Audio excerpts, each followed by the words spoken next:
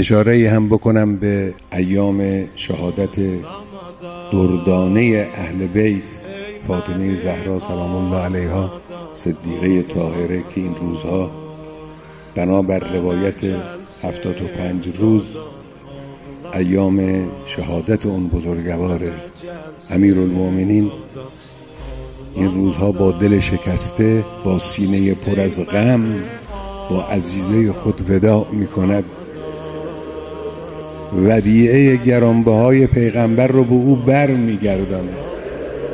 دل امیرالمؤمنین پر از غم است، اما اراده او و همت او مطلقاً خواستی نگرفته است.